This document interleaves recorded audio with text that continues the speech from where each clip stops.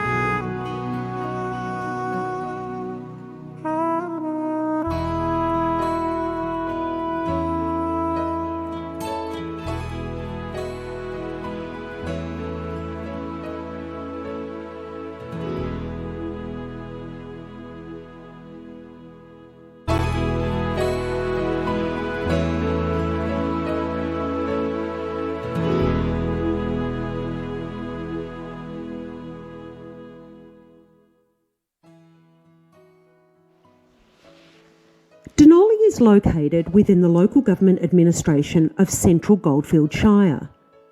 It took its name from a pastoral run in 1845 worked by pastoralist Archibald MacDougall. MacDougall named the town after Dunolly Castle in Oban, Scotland, the family seat of the MacDougall clan.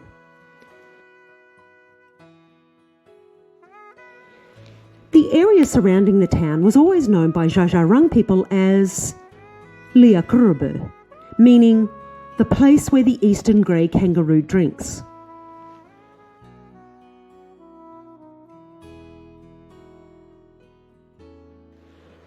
Although with a relatively small population, Dunolly boasts the services of comparatively larger towns, along with a rural transaction centre, preschool, primary school, library, state emergency service and country fire authority units, many and varied businesses throughout the town, Dunolly hosts a monthly street market, attracting vendors from Victoria and neighbouring states.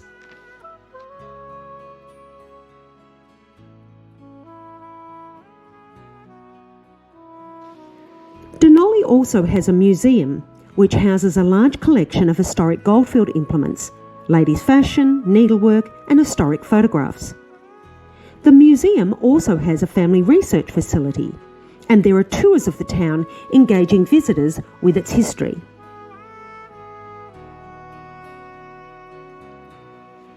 Gold was found in and around Dunolly in 1856.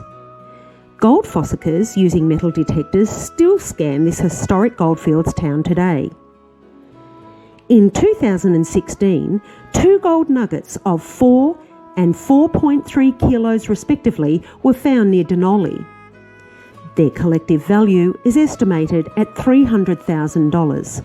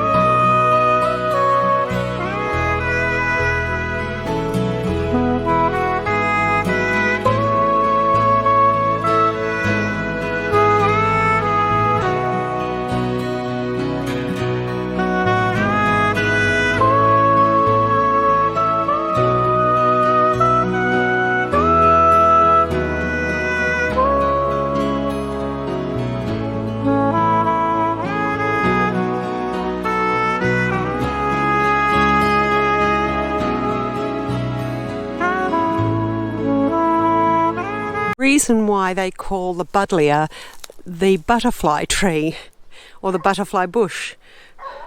Look at all of those butterflies.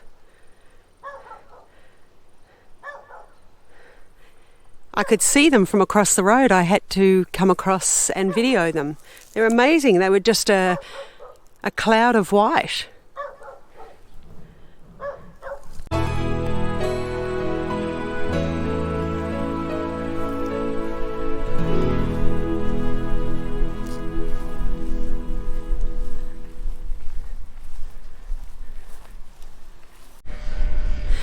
Okay, I have been informed by two residents. One was a shopkeeper from a lovely cafe, and another was a resident walking by. And he said to me that if I come down here to the railway station, this is the Dunolly, I'm presuming this is the railway station, it has railway line, but it's obviously no longer in use for passengers. This is a cork tree over 100 years old. So they said come in or come down, have a look, and then walk in. This is stunning. Who would have thought in little old Dunolly they have such a beautiful cork tree? It's over 100 years old. So without that entrance there, you just can't see out. It's absolutely beautiful. What a lovely place to have, like perhaps come down for a picnic even. I know that sounds strange by the railway line, but it's not used or not regularly used. And how beautiful to sit here in the cool summer, in the cool of the shade tree. Look at that. That's unbelievable. It's absolutely gorgeous. And it's cork. That looks like cork. That's crazy. Oh, look at the colour. Can you see that colour? Oh my goodness. And you can actually see the cork sort of effect.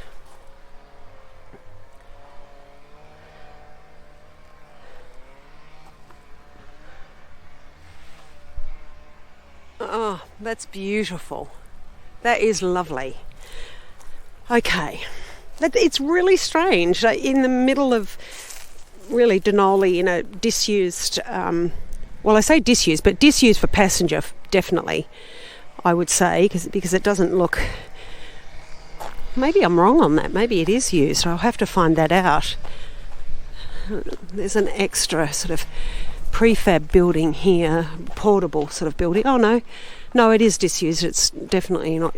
Yeah, it's not. It doesn't look like it's functioning for passenger. And look at that. So oftentimes in railway stations in country Victoria, they have grain silos very nearby, and that is so that they could transport the grain very quickly on the trains, on the good transport trains. Oh yes, no, this is definitely not used. We have smashed window. Oh, what a shame. Look at that. Oh gosh. Imagine that as a bookshop, people. That would be so exciting. Oh my goodness, I can just imagine that as a little cafe and a bookshop. Oh, if only you had the money. Imagine what you could make out of this. So excited. So excited for no reason, because it's definitely not going to happen. But if somebody has the money, if somebody's out there and you have the money and the passion, think about Dunolly railway station. Actually, I don't know if it's available really for private use like that, but a lot of them are in country Australia now, or country Victoria. You often see these old stations and they get sold off, and then people turn them into homes on the railway line, disused railway line. Okay, there's a pomegranate tree. That's a pomegranate tree. Oh, and pears. Oh my goodness. Oh my goodness. Oh, the fun you could have with this station. My goodness. Oh, well, we can dream, everyone. And that's all it is. But everyone needs dreams. I'll be thinking of this for quite some time. Anyway, it's very industrial here because of these grain silos. It's, what does it say there? The Grain Corp operations. So let's have a look a bit further across here. I'm wondering if it was ever a passenger rail. I will have to look that up. It may have been solely for grain and other goods. Although it does look a little bit sort of decadent for as just a grain railway station, doesn't it? Even though it's now, derelict. Oh, imagine that. Imagine people walking in, buying books, reading books, sitting down for a coffee. Oh well, I can dream. Next location.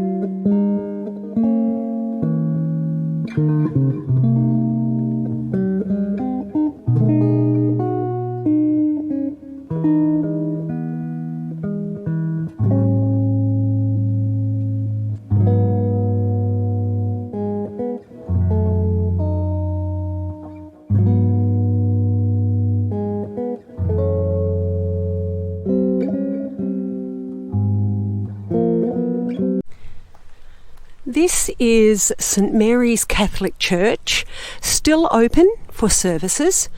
It was built in 1871 and it actually sits on what looks to be the highest point in Dunolly.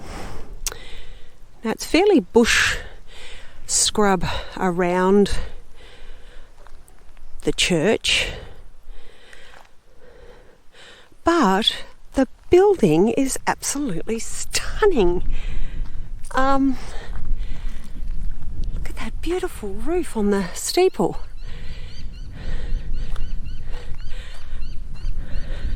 And the brickwork there, it's like a sandstone, some sort of rock. And, well, of course it's some sort of rock, but you know what I mean, I'm sure. I'll have to find out exactly what rock that is. Look at the colours. Stunning.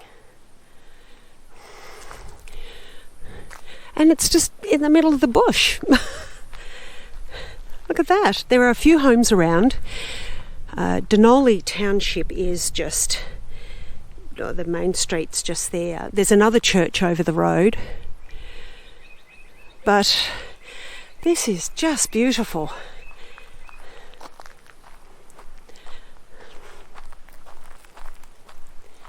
My goodness.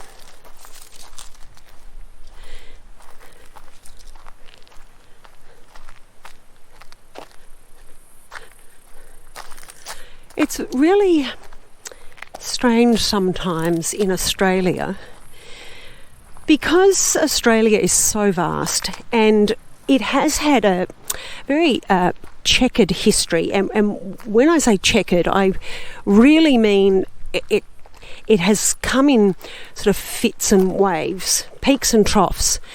The gold rush in the 1850s was a real boom to the state of Victoria. And then, of course, later on it died down, and I mean, the wealth was already there in various towns. Dunolly did experience that. In fact, Dunolly, I don't know if I've already told you, but Dunolly is not far from Maryborough, but it's not far also from the very place that the largest gold nugget in the world was discovered. And that goes by the name of Welcome Stranger. So it had a lot of wealth, but it then, over time, because there may not be anything else in the area, or, you know, people, young ones grow up and they want to be in more exciting places like the cities, and they leave. And then over time, people may come back because it's cheaper to live in these areas, or they retire, or there's no hold in their work to hold them to a city, so they come out. Particularly after COVID, there has been a big rush to country towns because people can now live a lifestyle and work remotely. So yes, there has been a lot of peaks and troughs in Australia's history in terms of the towns and how they've grown or how they've died off, which makes it very interesting, but sometimes sad too, because we lose towns and we lose the history, and sometimes, not quite like this, but sometimes buildings, they become derelict, and then before you know it, they're just a pile of stones in the middle of a field somewhere. So it's interesting, but it's sad. And look, even in my lifetime, I have seen some towns, once upon a time they were, towns that we would visit and they would be alive and thriving, and now they're not. So now, I mean, they're hardly a town. And conversely, there are towns that were once we would drive through. Even there's a town called Kyneton. And when I was younger, that was just a very little country town that everybody considered to be miles away from Melbourne. Well, now it's a huge tourist attraction, and the properties have been renovated, and there's been a better use of the buildings, and so they've thrived, which is nice. It's good to see, but it is sad to see other towns die out. Anyway, we shall move on.